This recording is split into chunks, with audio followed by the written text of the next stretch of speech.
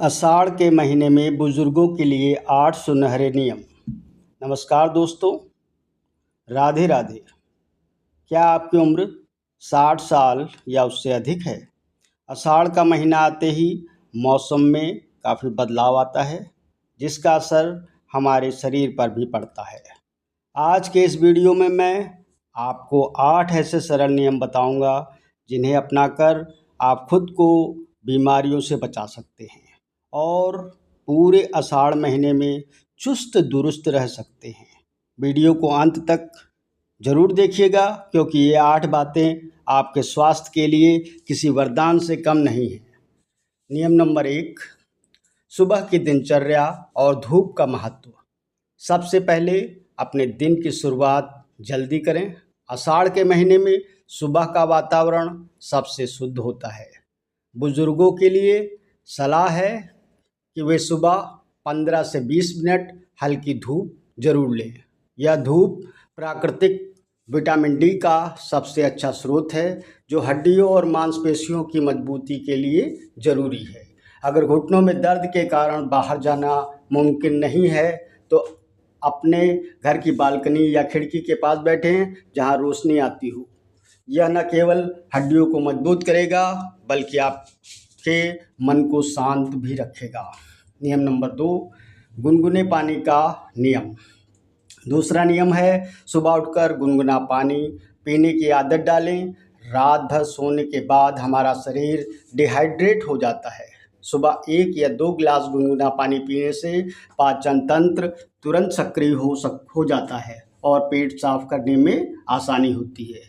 बारिश के मौसम में पानी को हमेशा उबाल कर या अच्छी तरह फिल्टर करके ही पिएं, ताकि आप किसी भी तरह के इन्फेक्शन या पेट की बीमारियों से बचे रहें।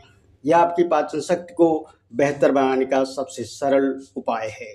नियम नंबर 3, हल्का और सुपाच्य भोजन। तीसरा नियम है भोजन के मामले में थोड़ा अनुशासन रखें।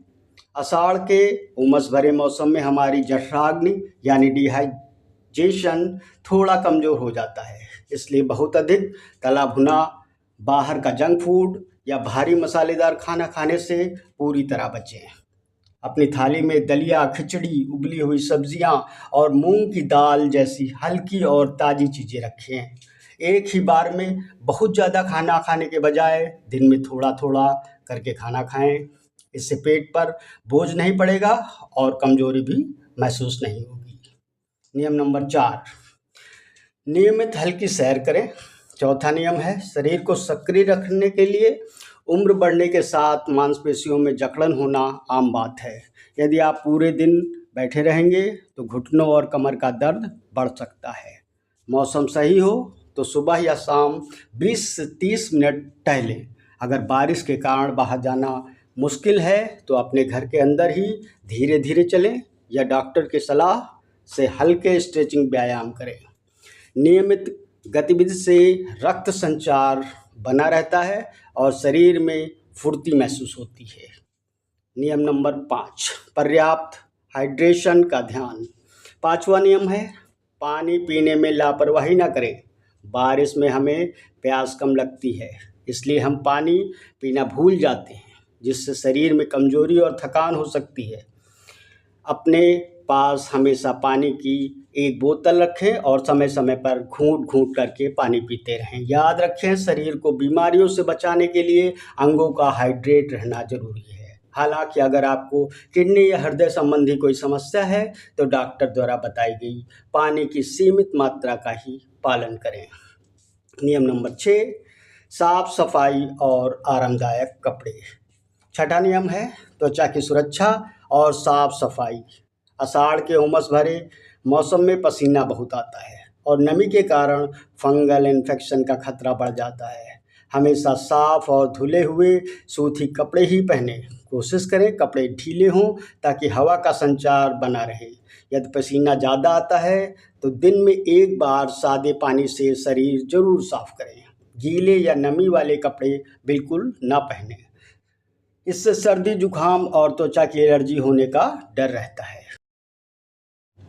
नियम नंबर 7, गिरने से बचाव और सावधानी। 7वां नियम है घर में सुरक्षा। बारिश के कारण फर्श पर फिसलन होने का डर रहता है, जो बुजुर्गों के लिए काफ़ी खतरनाक हो सकता है। कोशिश करें कि घर पर चलते समय हमेशा चप्पल या जूते पहने रखें।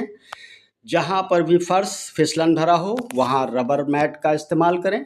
बाथरूम में ग्रैब बार हैंडल लगवाएं ताकि सहारा लेकर खड़ा होना आसान हो।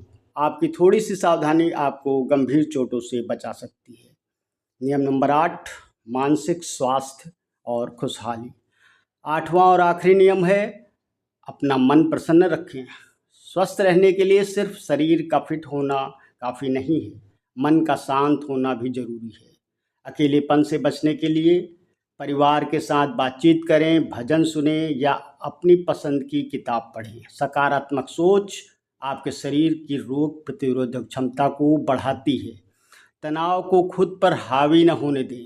याद रखिए, हंसते मुस्कुराते रहने से आधी बीमारियां तो वैसे ही दूर हो जाती हैं।